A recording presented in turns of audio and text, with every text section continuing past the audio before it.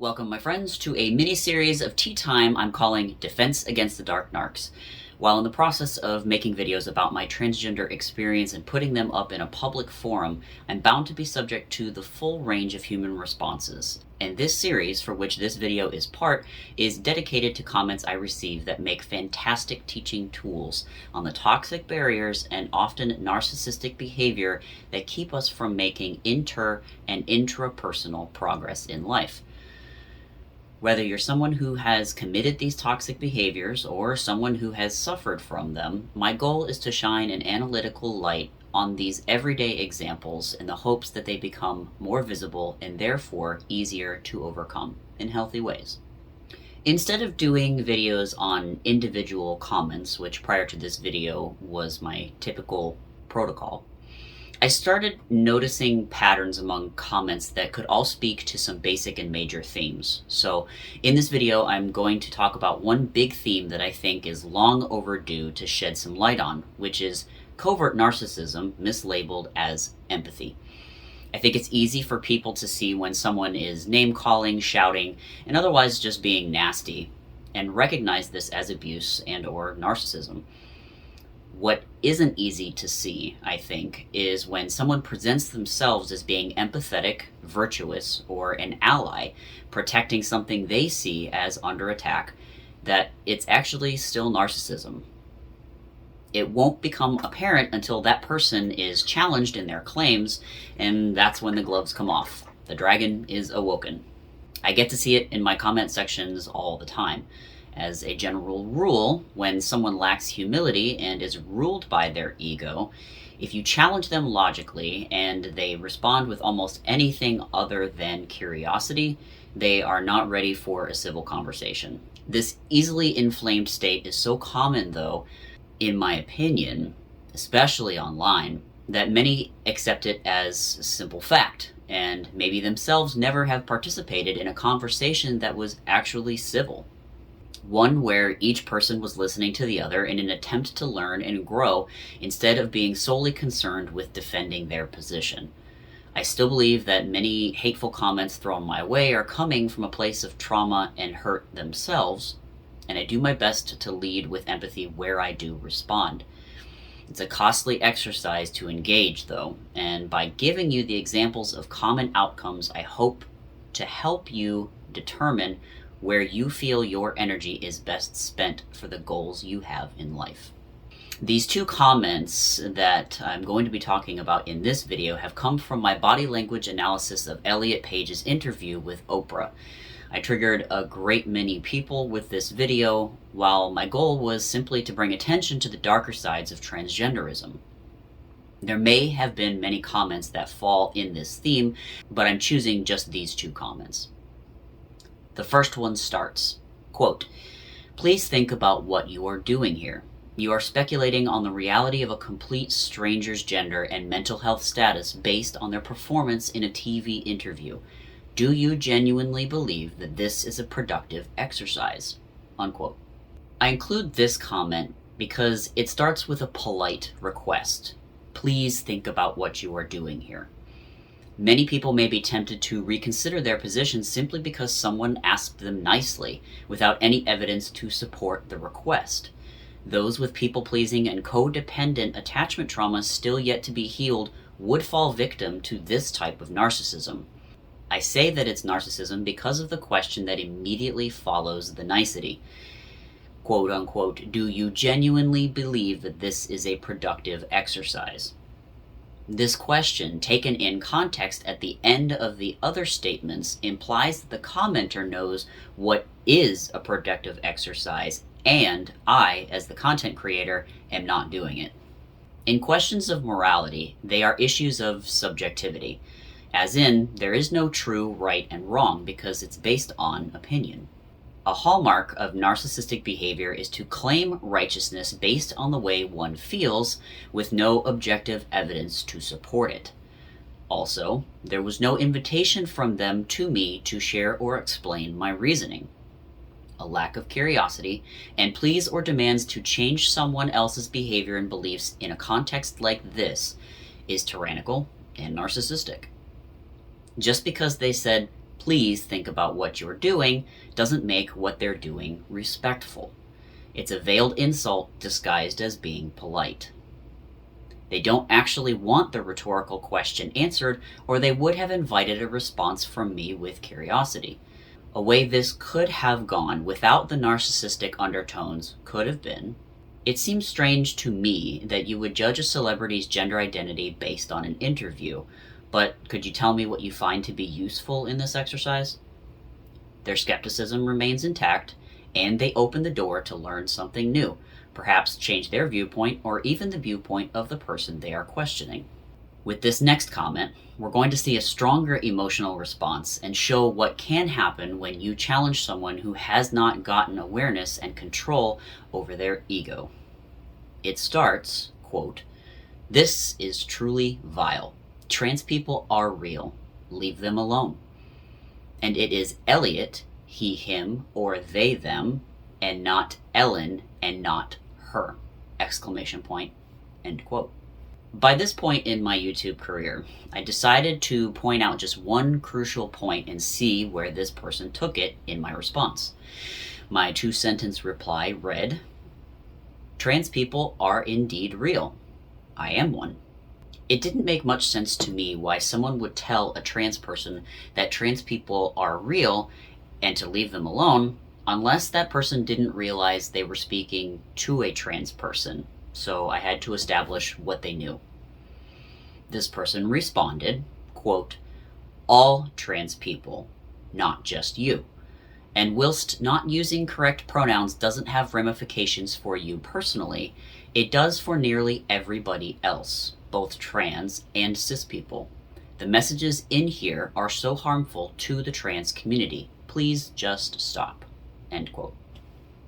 So again here, despite the harsh judgment out of the gate, this person resorts to pleading for me to stop after I reconfirm that they were talking to another trans person, perhaps as a way to soften their cognitive dissonance and maintain their ideology.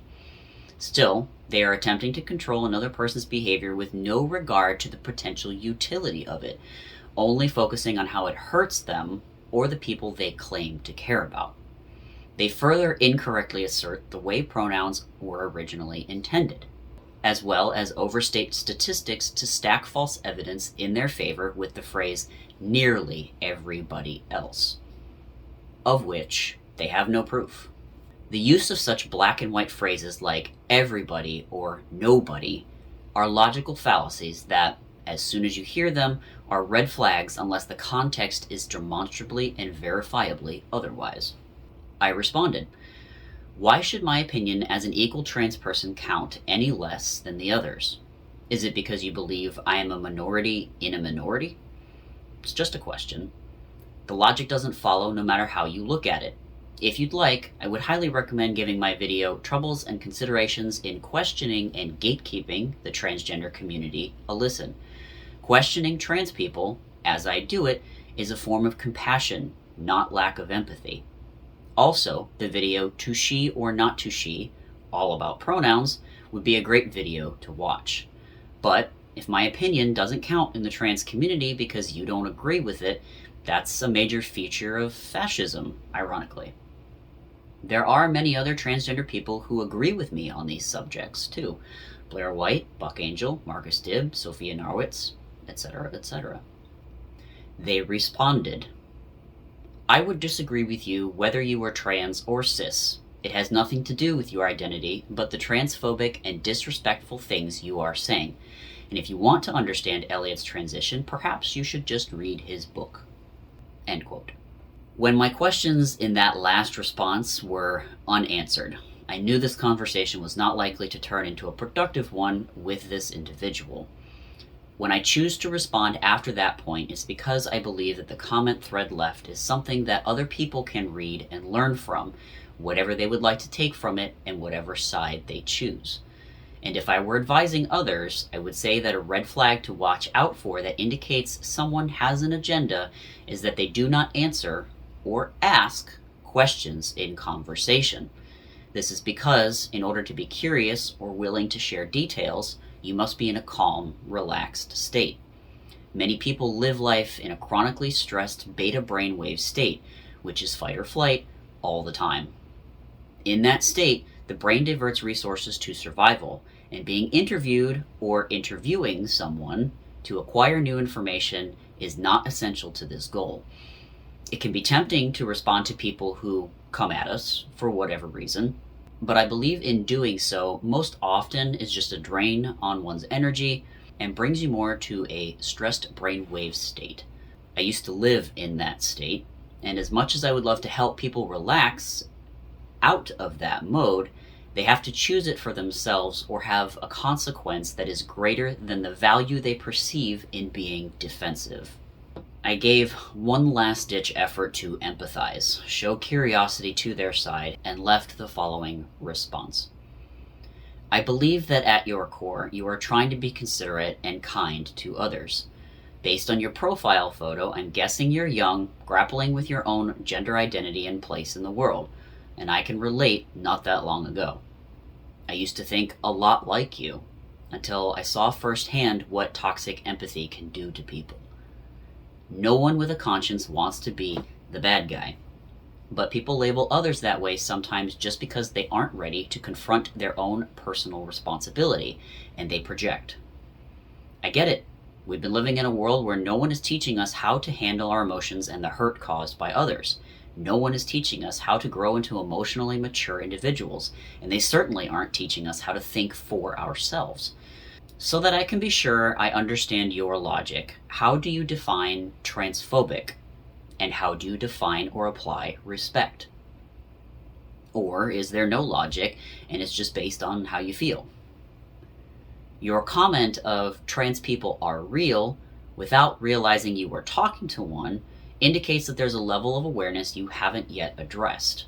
As in, there are many people who use the label transgender for themselves and have no idea what it actually means. At current, there is no standardized definition, making this harder, and end up detransitioning or dropping that label, confusing the wider public about the people within that label. Then there are people who ally for transgender people without understanding at all the spectrum of experiences within it. I did a huge video about this, going meta and molecular to define transgenderism. All people who self-claim the label are real people, indeed, but to just leave them alone just because they say they are trans is dangerous at minimum to them and at maximum to society as well. If a child says they are a bird, okay, let them play at being a bird for an afternoon. If the child says, I'm a bird, watch me fly, and proceeds to climb to the top of a tree, should we leave them alone? This may sound like a ridiculous analogy. However, any female under the age of 25 and over the age of 18, younger in some states, can say, I'm a man, walk into a Planned Parenthood and start hormones, and within a year have her breasts removed. The reasoning part of the frontal lobe in her brain is not fully developed, meaning she may not be able to consider the full impact of her choices. That no one stopped her to question her claims will mean that if she changes her mind and wants to have children, she will never be able to breastfeed and may become sterile. Some of these things have happened to countless detransitioners. Chloe Cole, Richie Herron, Daisy Chadra, a social media figure by the name of Xolancic. Benjamin Boyce and Xolancic have covered these people extensively on their YouTube channels.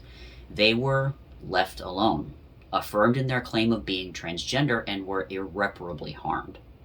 A common feature of detransitioners is that they thought they were trans because they were attempting to escape some kind of sexual or emotional trauma, or even had another mental health issue or condition like autism that were the actual root of their discomfort.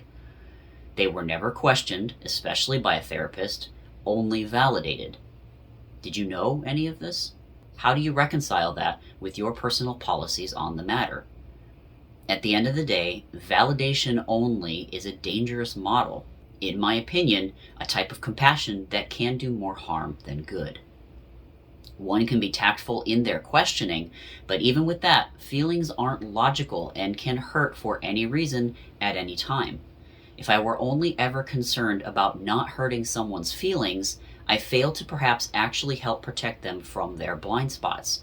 and I would have done it just so that I didn't upset them in the moment. Is that really worth it?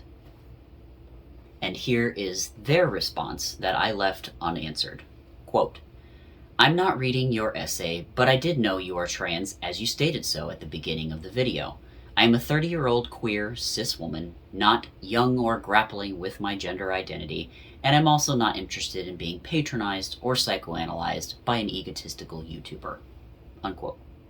Really quickly, I'd like to point out that to quote-unquote grapple with one's identity, at least as I meant it, does not mean exclusively that they themselves do not know what they identify with. This is simply how that individual took it, which was as offensively as possible. As they stated, they're queer, and that is a lifelong grapple when it comes to figuring into society and with other people.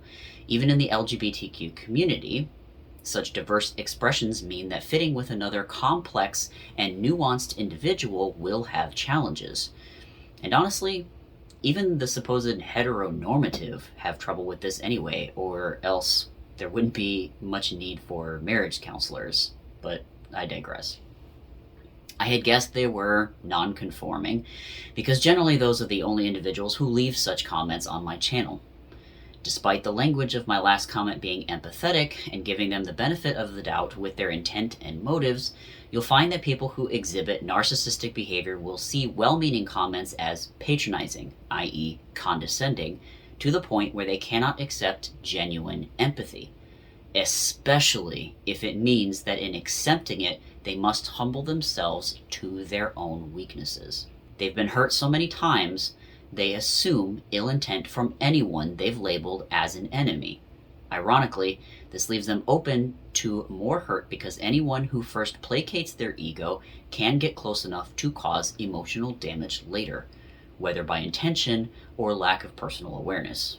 They read the first few sentences of my last response enough to be fully triggered, finally dismissing me with a TLDR disclaimer and some ad hominem fallacy parting shots getting the last word. Another serious red flag is someone who bothers to read some of a conversation that triggers them and then proclaim that the rest is too long didn't read, or TLDR, and proceeds to unload insults at the creator. This is someone directly telling you that the conversation is their way or no way. Textbook narcissism. If the creator's words didn't matter enough to you in the first place, why bother telling them how you feel about what they said? It's because they cannot help themselves and may just want to punish the creator for hurting their feelings, or further think they are doing some good in the world by fighting the bad guy. In any case, it comes at complete disregard for their target, a hypocritical display of their lack of empathy for the group of people they claim to be protecting, in this case. Lastly, the comment about disinterest in being psychoanalyzed reveals a sore spot for individuals with narcissistic behavior. They despise having a light shone on their lack of logic and inner world. It's one of the biggest threats to their ego. They have not done what Jung would call integration of the shadow, and bringing this to their attention forces a confrontation within themselves that they are not yet ready to handle. You'll hear things like, "Who are you to judge?" or "You have no right to judge," as they are very sensitive to whom they bestow the honor of any kind of questioning or criticism. And as a hint, it won't be anyone that challenges them too harshly. You'll see that in another video in this series I'm working on. As with every Defense Against the Dark Narcs video, I point these things out not to shame or demonize the commenters. Instead, they're real-life examples of behavior to protect against that often passes as justifiable to an unaware public. No condemnation attached. I can speak so intimately on the topic because I used to display many of these behaviors and thought patterns as they do, but faced a consequence so great that I chose to learn how to change it and am appreciative of that experience. There are many people who have adopted narcissistic strategies as a way to cope with a tough childhood, perhaps even the commenters featured in this video, and from a distance I can at least offer some empathy. I believe that in sharing this information I can both help provide some relief to those who suffered the abuse, some of whom may now also be the abusers, and provide an avenue for others to change it within themselves should they choose.